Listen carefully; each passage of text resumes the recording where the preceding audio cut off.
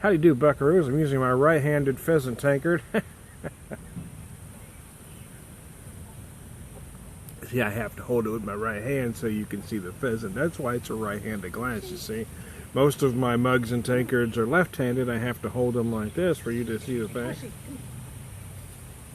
But then I have one that I have to hold right in the middle because it's in the middle, so it's an ambidextrous glass. But this is my right-handed glass. Finishing up my last Mother's Little Helper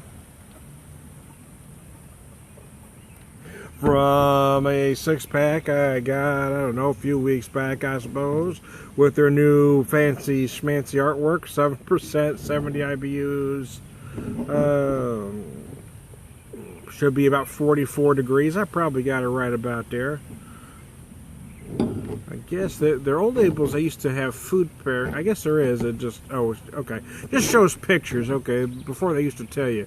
See, I wasn't smart enough to notice that right away. There's pictures of food. Shows a picture of what appears to be a cheeseburger, pizza, a jalapeno, and I'm not sure, a bowl of rice. I'm not sure what the hell the bowl's supposed to be, but, you know. Could be rice. Appears to be chopsticks over and over it. Some sort of Chinese food. Could be oatmeal.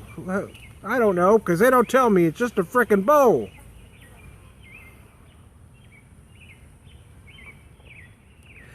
Yeah, baby. Oh, shoot. It's a rather warm day here. It's been a little steamy this time of year. You know, suppose if you're from Florida, it probably doesn't feel muggy to you, but it feels humid as hell to me. I grew up in California, so we don't typically get this kind of humidity. Not where I'm from anyways. Needless to say, it just feels steamy as all hell out here. So I decided to have this one because it's my last one. It's a nice IPA. I like it a lot.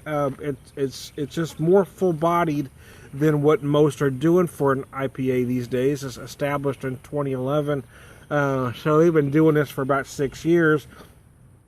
But in that course of time, the IPA really has changed. It's become a lot more light-bodied. The hops have changed a lot. I don't know if they've changed this any, but it feels about like it did when it started. It's still got a nice, it still has some nice body to her, a nice copper color, I'd say, slightly cloudy maybe. It's just a good, enjoyable, toothy American craft IPA. There's just a lot going on here. You feel some nice toasted malt in there. I am almost getting just the slightest hit of honey-like sweetness.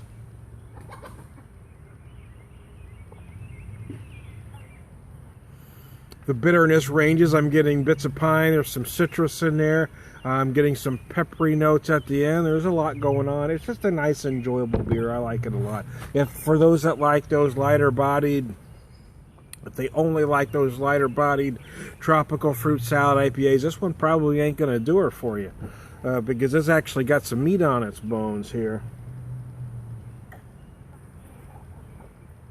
But for me, it works. But then again, I mean, I'm not one of those guys that has one style, you know, or one type of a certain style. I do like the spectrum of the different IPAs that we have out. I mean, I like a beer like this.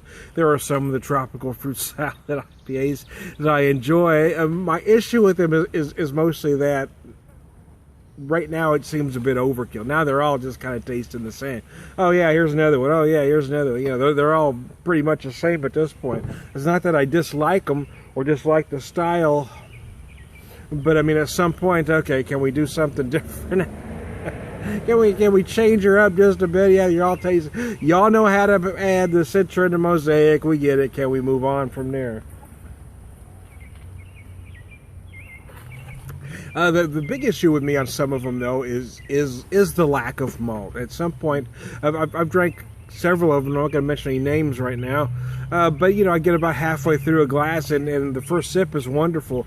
But by the time I'm down to about 4 to 6 ounces, it feels cloying because there's not enough meat for it to hold on to, and I kind of liken it to over-seasoned food. You know, you ever go out, you order a nice steak and take the first bite, and the spices and everything tastes good, but by you're into bite 4 or 5, all you're tasting is the spice, all you're tasting is the seasoning, and the flavor of the meat has gotten lost. And that's kind of what I like in a lot of those styles too, is at some point all you're tasting is the hops, and there's not enough malt, and it just feels, I get a little palate fatigued on a lot of those.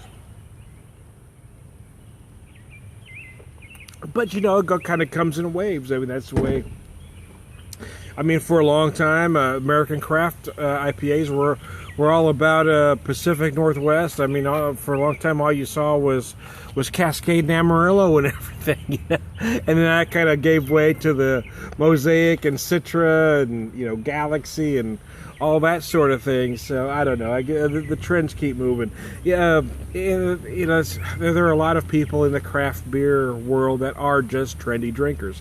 They only want to drink those hard to find beers. I offered somebody. I was talking about a beer I had over the weekend and offered a friend one. And no, I'm good. It was because they don't drink that kind of beer.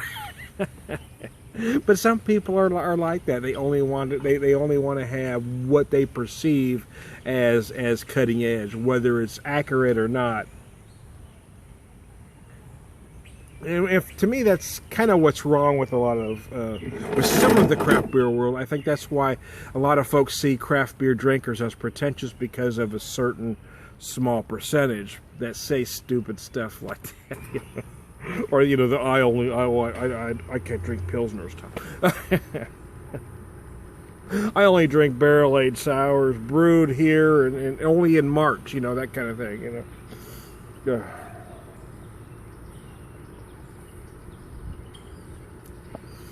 But I guess it is good that there are so many different varieties of everything. I think that's what's great about American craft beer in general. I think other countries are starting to catch up with us now.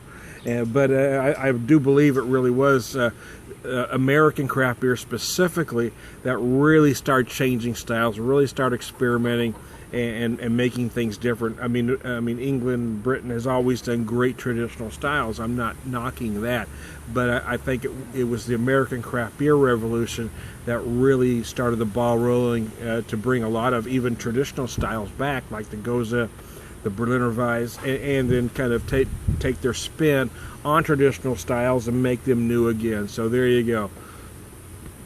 Oh, excuse me. Whew, I hope I didn't get any of that on you. That's my first beer of the day. It is in the afternoon. I mean, I'm not a morning drinker. I don't get the morning drinker thing, but some people do. Some of us have to work for a living. So anyways, hey, I'm trying to beer whisper. I'll see what else I can say to offend somebody else on the next video. I'm going to keep working on it. Don't worry. If I haven't got to you yet, at some point I probably will.